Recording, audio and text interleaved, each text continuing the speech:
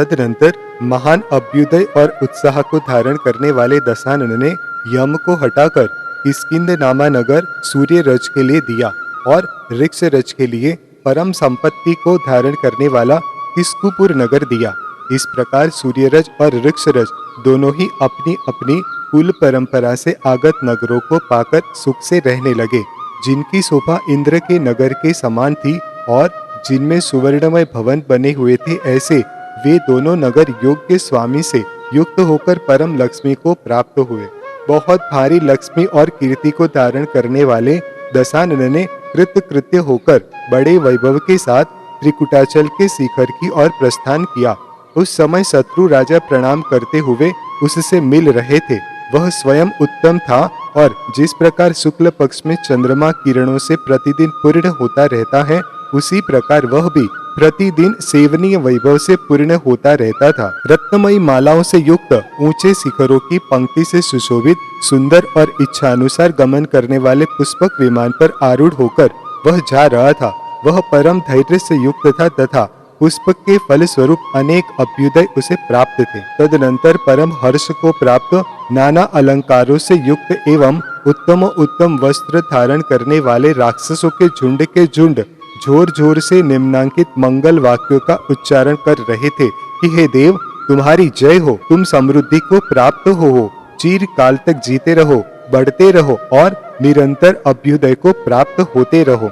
वे राक्षस सिंह, शार्दूल, हाथी, घोड़े तथा हंस आदि वाहनों पर आरूढ़ थे। नाना प्रकार के विभ्रमों से युक्त थे। हर्ष से उनके नेत्र फूल रहे थे।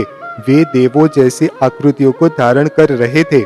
अपने तेज से उन्होंने दिशाओं को व्याप्त कर रखा था। उनकी प्रभा से समस्त दिशाएं जगमगा रही थी और वे वन, पर्वत तथा समुद्र आदि सर्व स्थानों में चल रहे थे।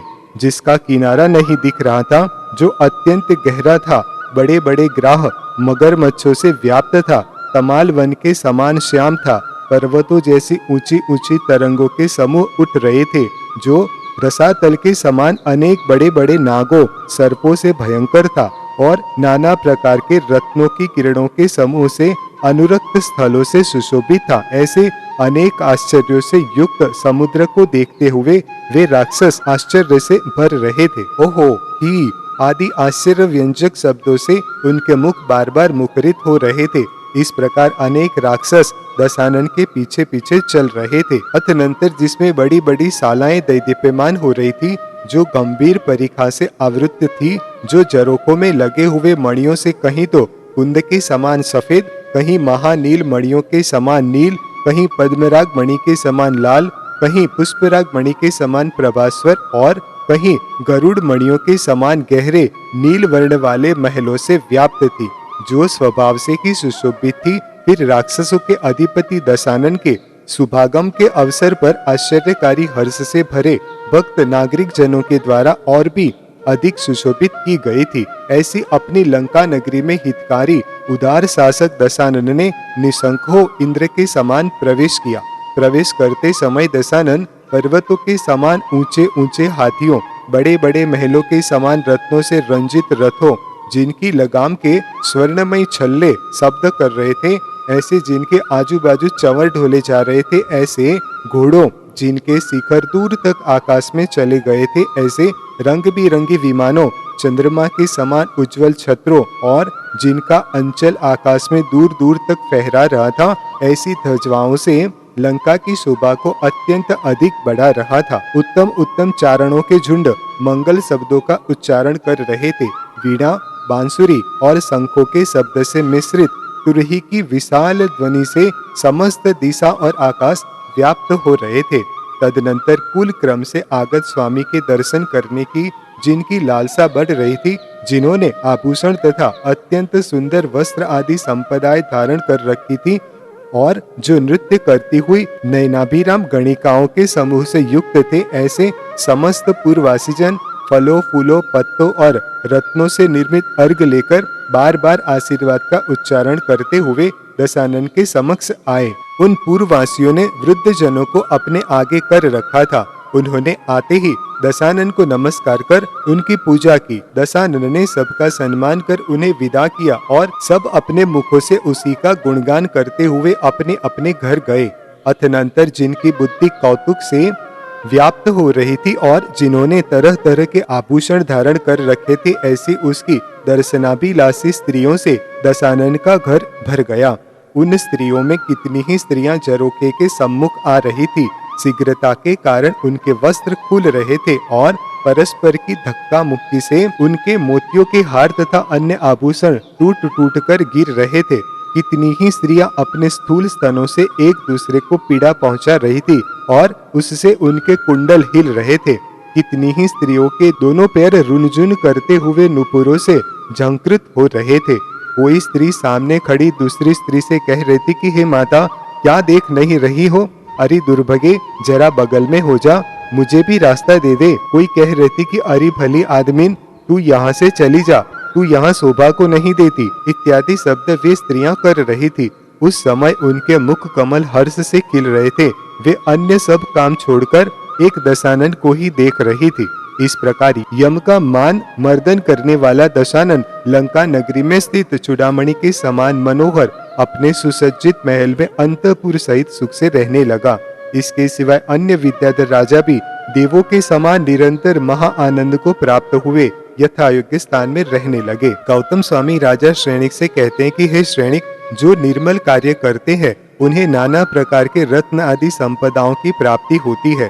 उनके प्रबल शत्रुओं का समूह नष्ट होता है और समस्त संसार में फैलने वाला उज्जवल यश उन्हें प्राप्त होता है। पंच इंद्रियों के विषय सबसे प्रबल शत्रु है, सो जो निर्मल कार्य करते हैं उनके ये प्रबल शत्रु भी तीनों लोकों में अपनी स्मृति नष्ट कर देते हैं, अर्थात इस प्रकार नष्ट हो जाते हैं कि उनका स्मरण भी नहीं रहता। इसी प्रकार बाह्य में स्थित होने वाला जो शत्रुओं का समूह है, वह भी निर्मल कार्य करने वाले मनुष्य के चरणों के समीप निरंतर नमस्कार करता रहता है।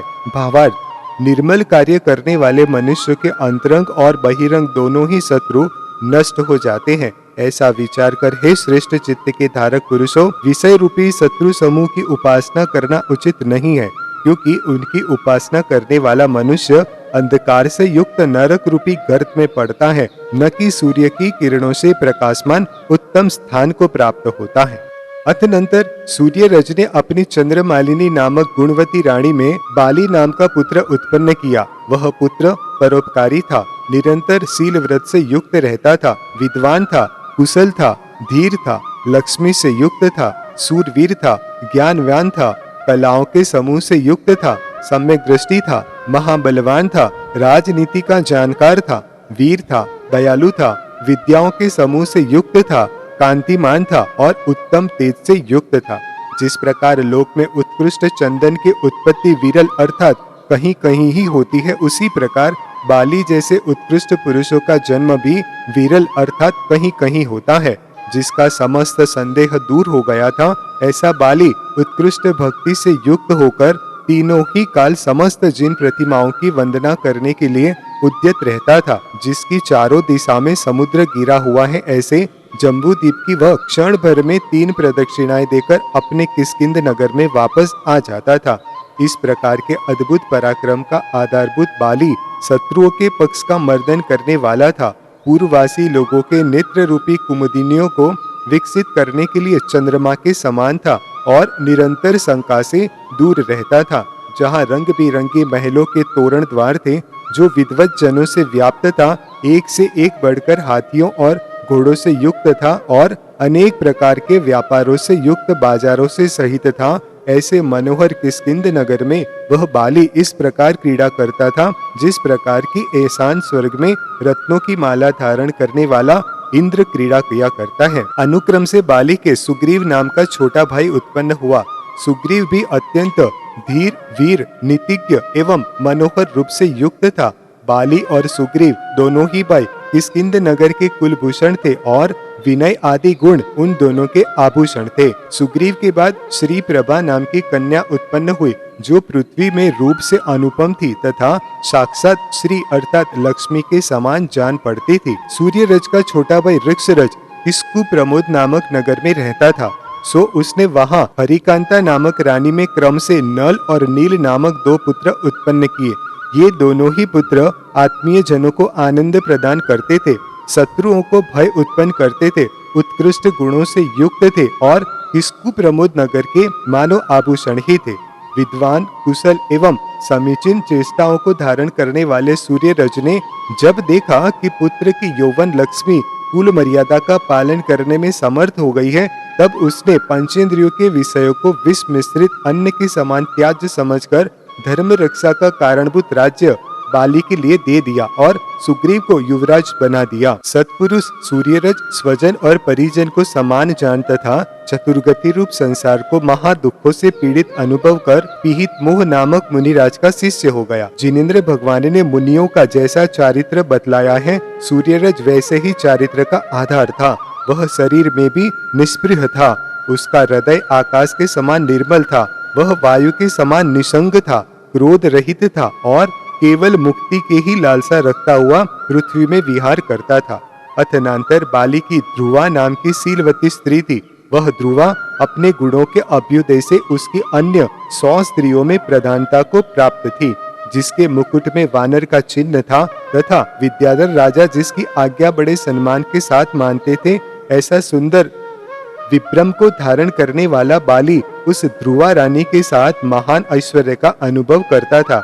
इस बीच में मेघप्रभ का पुत्र खरदूषण, जो निरंतर छल का अन्वेषण करता था, दशानन की बहन चंद्रनखा का अपहरण करना चाहता था, जिसका सर्व शरीर सुंदर था। ऐसी चंद्रनखा को जिस समय से खरदूषण ने देखा था, उसी समय से उसका शरीर काम से पीड़ित हो गया था।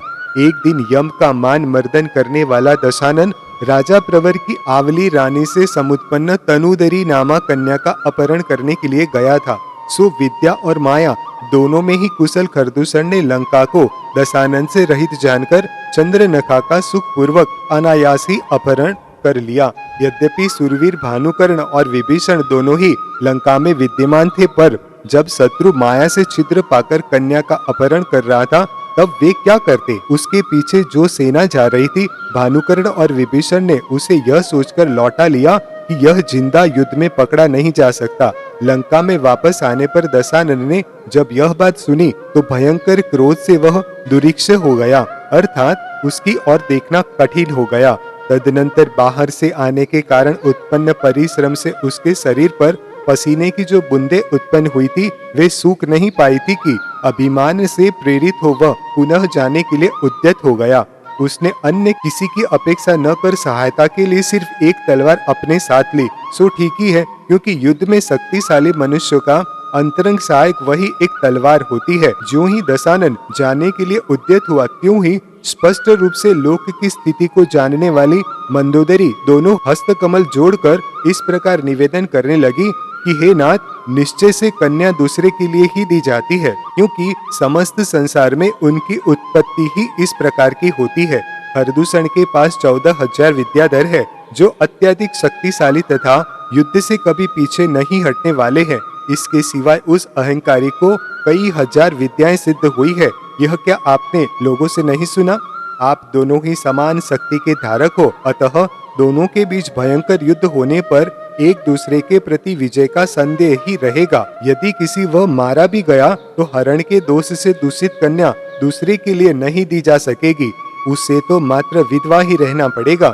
इसके सिवाय दूसरी बात यह है कि तुम्हारे अलंकारोदय नगर को जब राजा सूर्यरथ ने छोड़ा था, तब चंद्रोदर नामा विद्याधर तुम्हारी इच्छा के प्रतिकूल उस नगर में जम गया था। सो उसे निकालकर महाबलवान खरदूषण तुम्हारी बहन के साथ उसमें रह रहा है। इस प्रकार तुम्हारे स्वजन उससे उपकार को भी प्राप्त हुए हैं। यह कहकर जब मंदोदरी चुप हो रही थी, तब दशानन ने कहा कि हे प्रिय, यद्यपि मैं युद्ध से नहीं डरता हूँ, तो भी अन्य कारणों को देखता हुआ मैं तुम्हारे वचनों में स्थित हूँ, अर्थात तुम्हारे कहे अनुसार उसका पीछा नहीं करता हूँ। अथनंतर कर्मों के नियोग से चंद्रोदर विद्याधर काल को प्राप्त हुआ। सो उसकी दीनहीन अनुराधा नाम की गर्भवती स्त्री शरण रहित हो तथा विद्या के बल से शून्य हो हिरणी की नाई भयंकर वन में इधर उधर भटकने लगी। वह भटकती भटकती मणिकांत नामक पर्वत पर पहुंची। वहां उसने कोमल पल्लव और फूलों के समूह से आच्छादित समशिला तल पर एक सुंदर पुत्र उत्पन्न किया। तदनंतर जिसका चित्त निरंतर उद्विग्न रहता था और पुत्र की आशा से ही जिसका जीवन स्थित था, ऐसी उस वनवासिनी माता ने क्रम क्रम से उस पुत्र को बड़ा किया। चूंकि शत्रु ने उस पुत्र को गर्भ में ही विराधित किया था, इसलिए भोगों से रहित उस पुत्र का माता ने विरादित नाम रखा। जिस प्रकार अपने स्थान मस्तक से च्युत हुआ केस का कोई आदर नहीं करता, उसी प्रकार उस विरादित का पृथ्वी पर कोई भी आदर नहीं करता था। वह शत्रु से बदला लेने में समर्थ नहीं था, इसलिए मन में ही बैर धारण करता था और कुछ परंपरागत आचार का पालन करता हुआ इच्छित देशों में घूमता रहता था। वह कुलाचलों के ऊपर मनोहर वनों में तथा जहाँ देवों का आगमन होता था, ऐसे अतिशय पूर्ण स्थानों में क्रीड़ा किया करता था।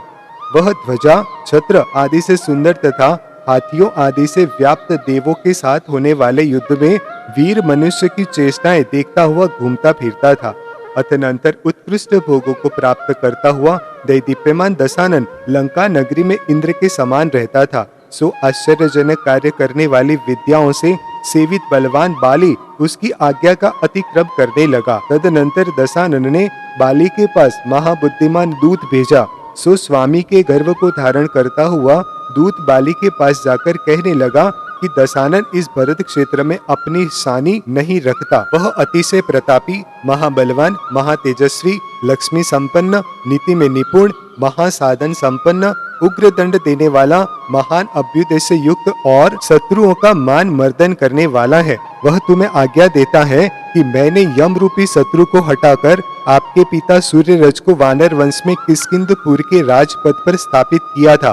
तुम उस उपकार को भूलकर पिता के विरुद्ध कार्य करते हो। हे सत्पुरुष, तुम्हें ऐसा करना योग्य नहीं है। मैं तेरे साथ पिता के समान अथवा उससे भी अधिक प्यार करता हूँ। तू आज भी आ और सुखपूर्वक रहने के लिए मुझे प्रणाम कर अथवा अपनी श्री प्रभा नामक बहन मेरे लिए प्रदान कर। यथार्थ में मेरे साथ संबंध प्राप्त कर लेने से तेरे लिए समस्त पदार्थ सुखदायक हो जाएंगे। इतना कहने पर भी बाली दशानन को नमस्कार करने में विमुख रहा। तब मुख की विकृति से रोष प्रकट करता हुआ दूत फिर कहने लगा कि अरे वानर, इस विषय में अधिक कहने से क्या लाभ है।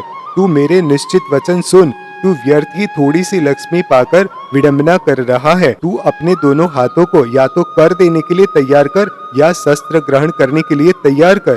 तू या तो शीघ्र ही चामर ग्रहण कर अर्थात दास बनकर दशानन के लिए चामर ढोल, या दिशा मंडल को ग्रहण कर अर्थात दिशाओं के अंत तक भाग जा।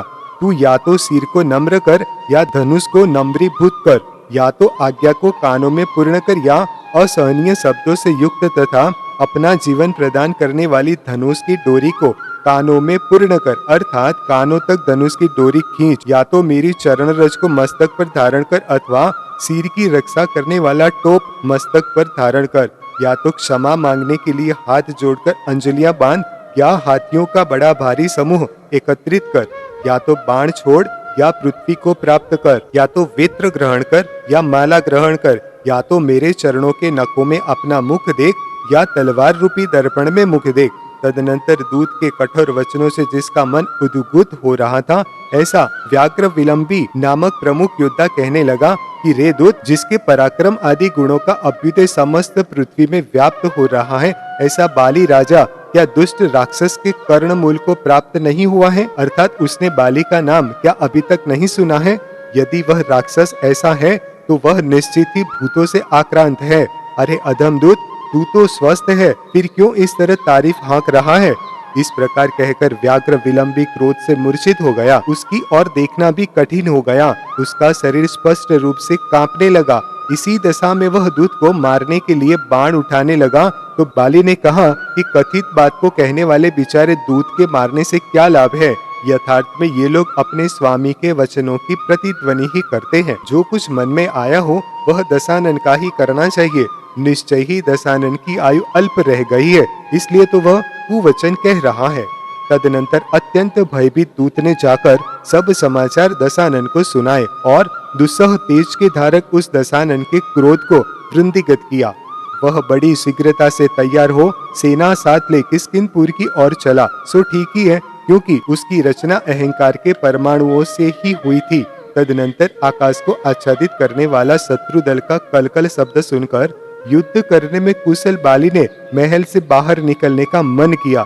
तब क्रोध से प्रज्वलित बाली को सागर, रुद्धि आदि नीतिज्ञ मंत्रियों ने वचन रूपी जल के द्वारा इस प्रकार शांत किया कि हे देव, अकारण युद्ध रहने दो, क्षमा करो। युद्ध के प्रेमी अनेकों राजा अनायासी क्षय को प्राप्त हो चुके हैं, जिन्हें अर्क कीर्ति की भुजाओं का आलंबन प्राप्त था, तथा देव भी जिनकी रक्षा कर रहे थे, ऐसे अष्टचंद्र विद्याधर जय कुमार के बाणों के समूह से क्षय को प्राप्त हुए थे। साथ ही जिसे देखना कठिन था तथा जो उत्तम उत्तम तलवार और गदाओं को धारण करने वाली थी, ऐसी बहुत भारी सेना भी नष्ट हुई थी। इसलिए संशय की अनुपम तराजू पर आरूढ़ होना उचित नहीं है।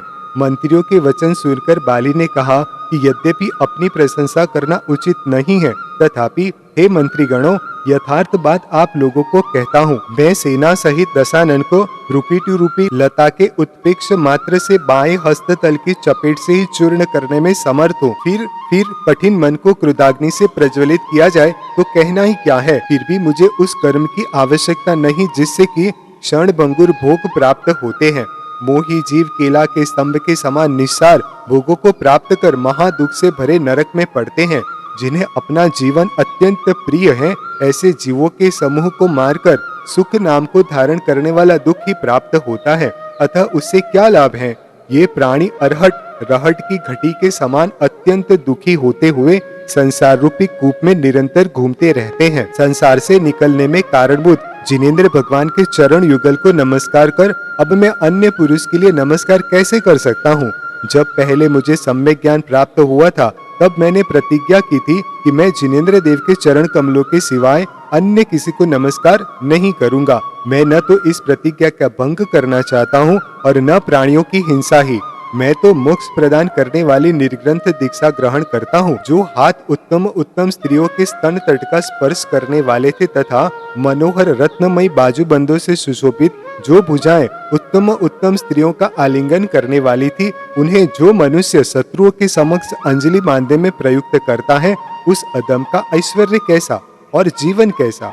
इस प्रकार कहकर उसने छोटे भाई सुग्रीव को बुलाकर कहा कि हे बालक, तू राज्य पर प्रतिष्ठित होकर दशानन को नमस्कार कर अथवा न कर, और इसके लिए अपनी बहन दे अथवा न दे, मुझे इससे प्रयोजन नहीं। मैं तो आज ही घर से बाहर निकलता हूँ। जो तुझे हितकर मालूम हो वह कर। इतना कहकर बाली घर से निकल गया और गुणों से श्रेष्ठ गगनचंद्र गुरु के समीप दिगंबर हो गया।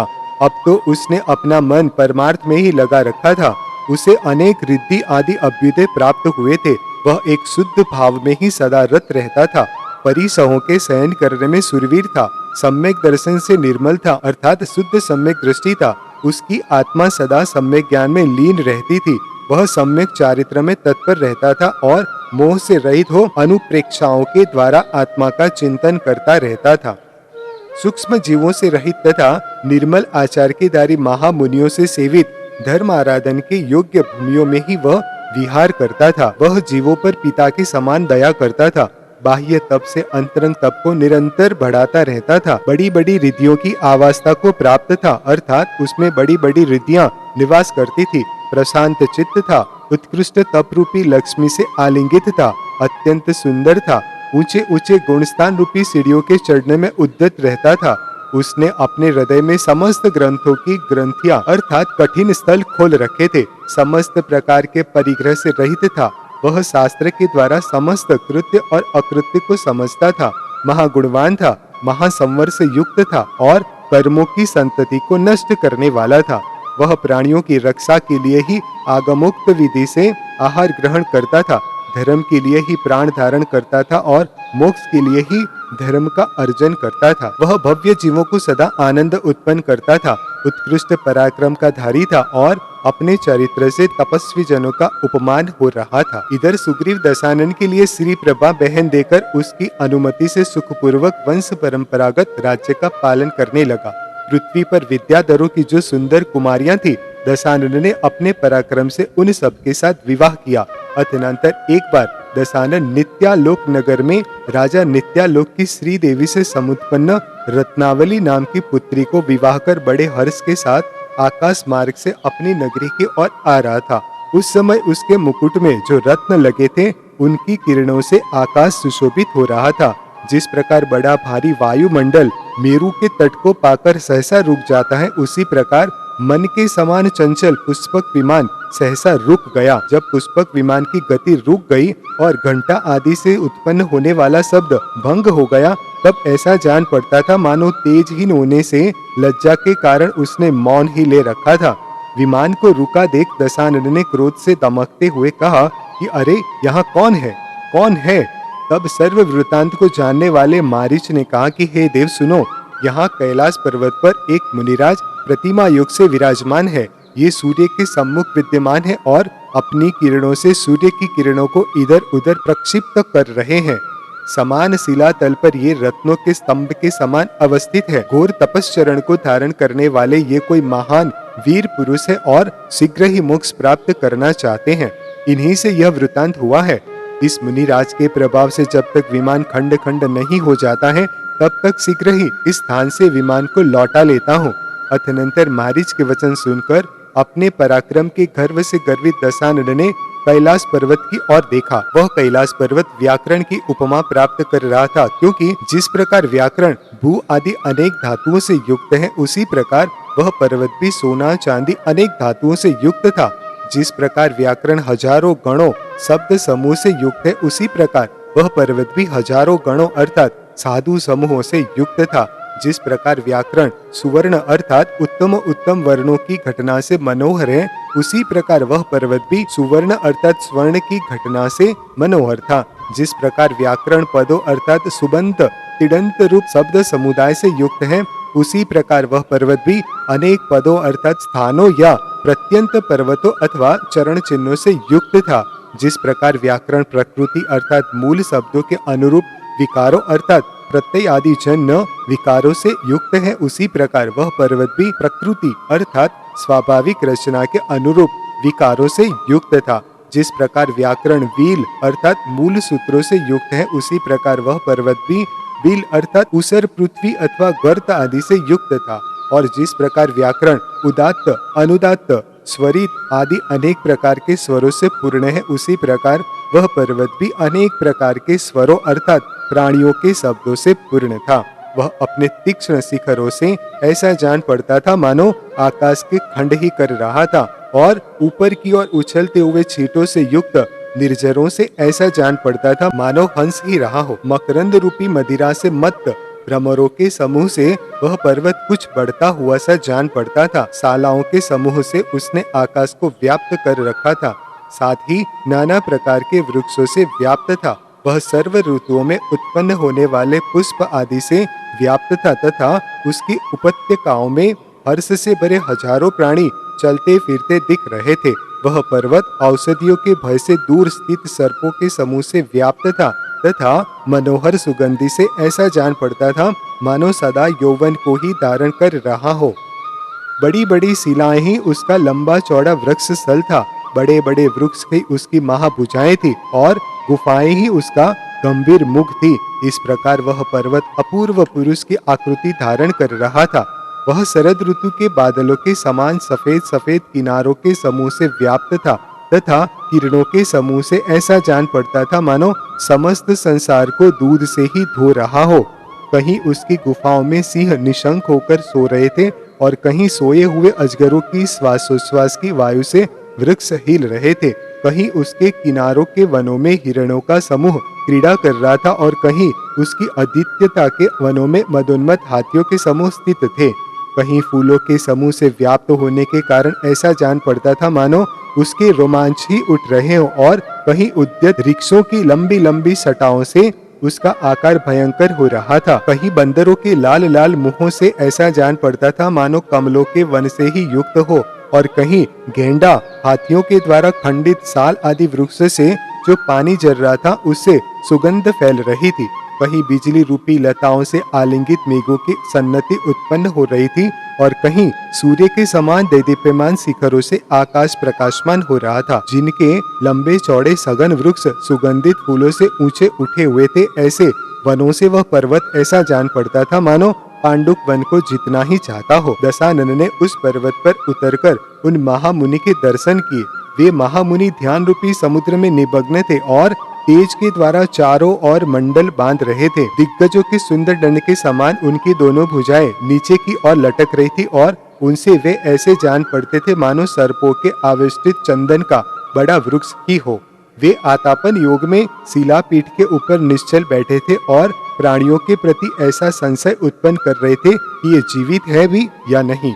तदनंतर यह बाली है ऐसा जानकर दशानन पिछले वैर का स्मरण करता हुआ क्रोधाग्नि से प्रज्वलित हो उठा। जो ओंठ चबा रहा था, जिसकी आवाज अत्यंत कर्कश थी और जो अत्यंत दैदीप्यमान आकार का धारक था, ऐसा दशानन भ्रुकुटी बांधकर बड़ी निर्भयता के साथ मुनिराज से कहने लगा कि ओहो, तुमने यह बड़ा अच्छा तप करना प्रारंभ किया है कि अब भी अभिमान से मेरा विमान रोका जा रहा है। धर्म कहाँ और क्रोध कहाँ? अरे दुर्बुद्धि, तू व्यर्थ ही श्रम कर रहा है और अमृत तथा विष को एक करना चाहता है। इसलिए मैं तेरे इस उद्यत अहंकार को आज ही नष्ट किए देता हूँ। तू जिस कैलाश पर्वत पर बैठा है, उसे उखाड़कर तेरे ही साथ अभी समुद्र में फेंकता हूँ।